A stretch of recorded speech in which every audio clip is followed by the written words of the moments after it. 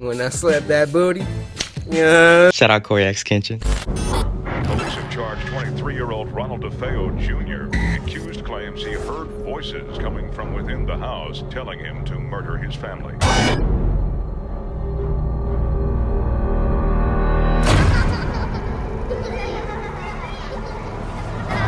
Now on my channel I talk about murder a lot, and very dark videos that is on the internet. The body was nude and police say badly decomposed. And these are one of the videos that's very terrifying. So now, do you have your snacks? I know this person does. Let's just take a moment to appreciate how good that looked.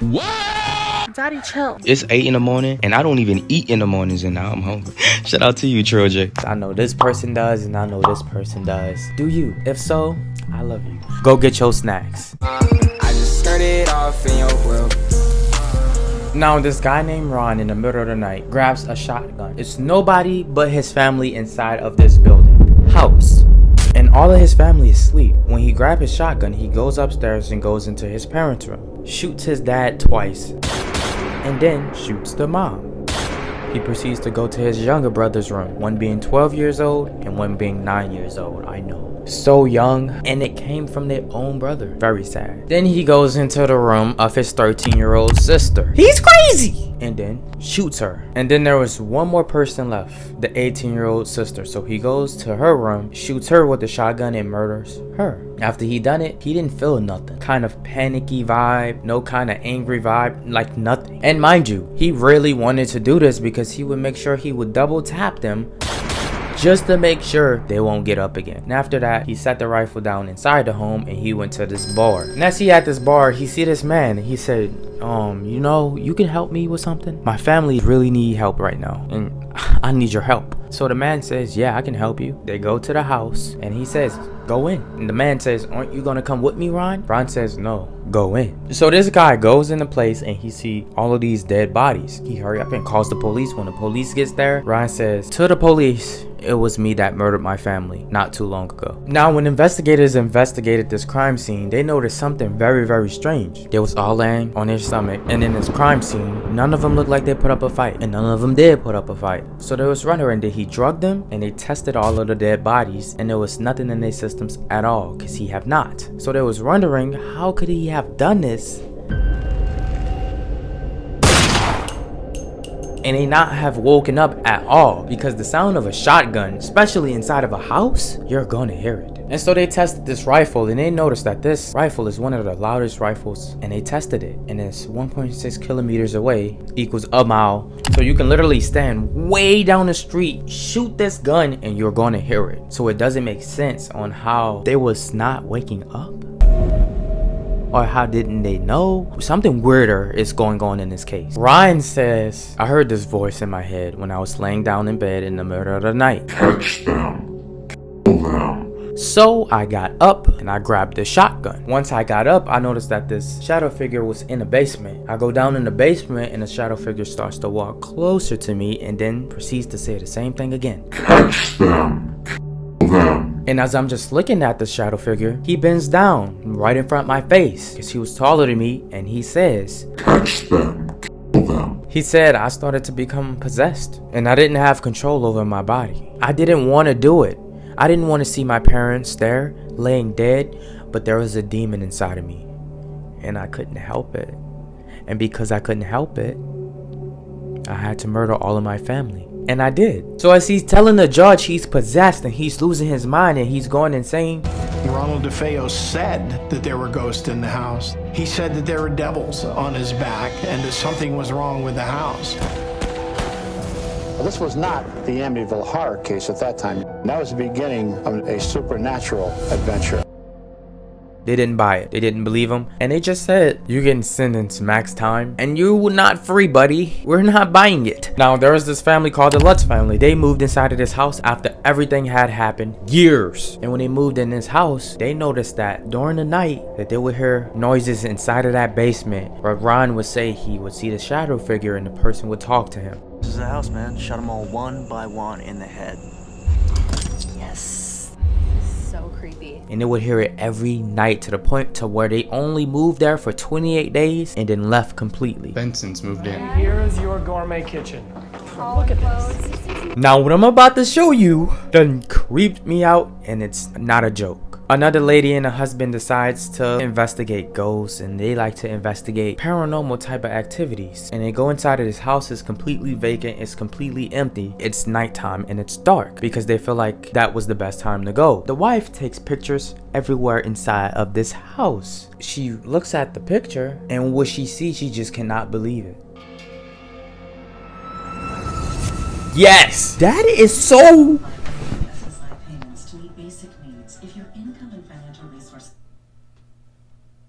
My TV just cut on. My TV. If you watch all of my past videos, nothing like that ever happened. I have my TV off when I record my videos, obviously, because it has to be quiet. And just something you should know is, this house has been bought and sold numerous times because everyone who lived there will move right out. When I went in there was probably 400 or 500 flies. And we're talking, this is mid-December in Long Island. The entire family is standing there watching the garage door slam up and slam down, and the dog is hanging himself. And this house is still vacant. No one wants to live here. This is one of the pictures that their photographer took that night. There were no children and no animals in the house that night. Shh.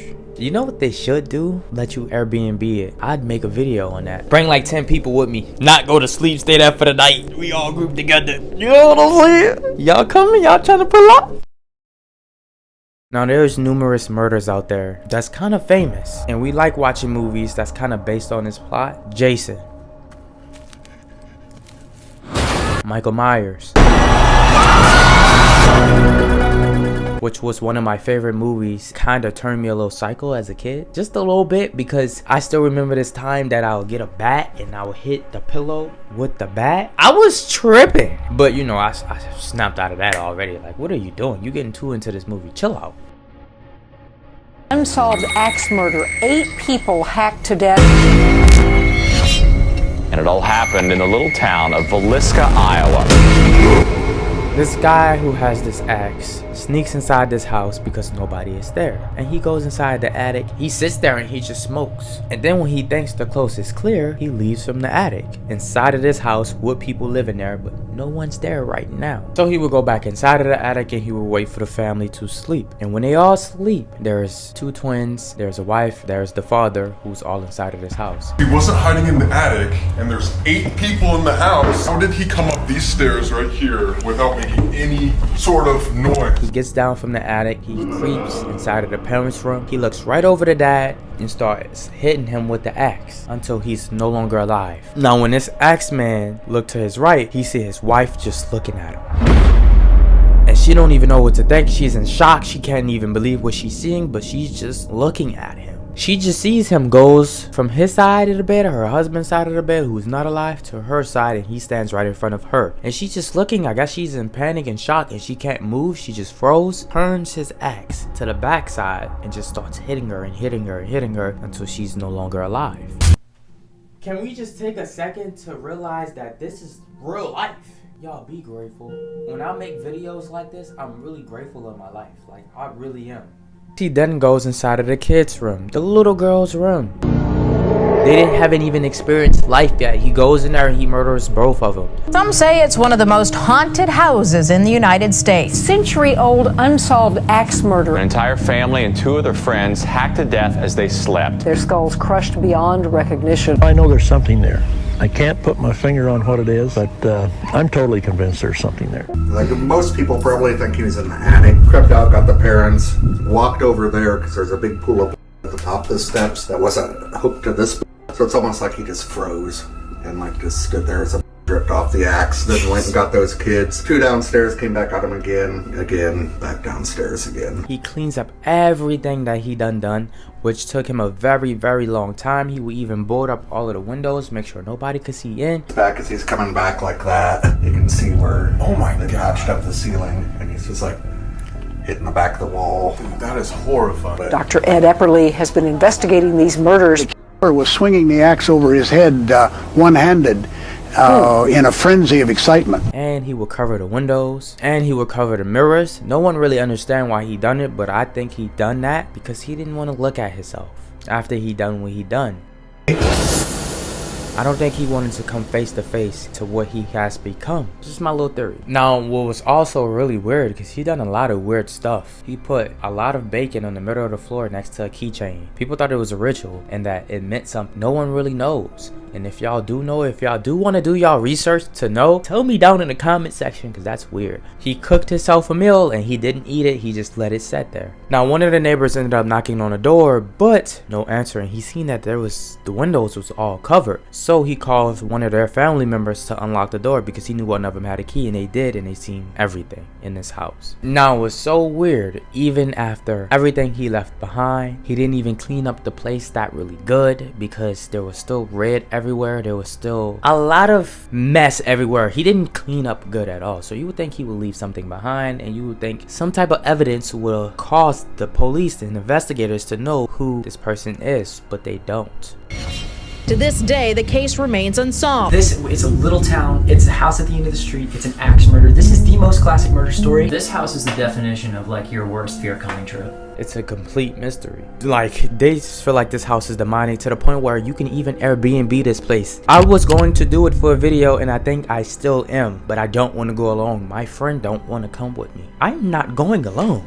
The way how it looked when a family died, it still looks like that to this day. Not only that, there was this guy who was staying there by himself, and he grabbed a knife and went right inside of himself and went to the hospital and don't even know why he done it. Guy from Texas, they come in, they're like, can we just talk to you for a second? The dude was shaking. He's talking about all the stuff that happened in the normal spots. And then he said he was sitting on that bed and they're like provoking, saw light in the closet. Is it the guy that shoved a knife through his chest in that room in 2014? Said that he was sitting on that bed provoking and he saw a light come out of the closet. And this place is called the Villisca house. Yes, I want to go, but come on, I'm not going by myself. And a part of me feel like there's going to be somebody who's going to try to part 2 this, copy exactly what that axe murderer done. And that is what also kind of scared me to go. For y'all, I might still have to do it. Colors, this is the color, this is the color, this is the color. I just be doing anything for real for no reason. Like, why did I do that? I don't even know. But I hope y'all enjoyed this video. Have a good night. And love you. I just started off in your world. Yeah, I just started off with your bitch.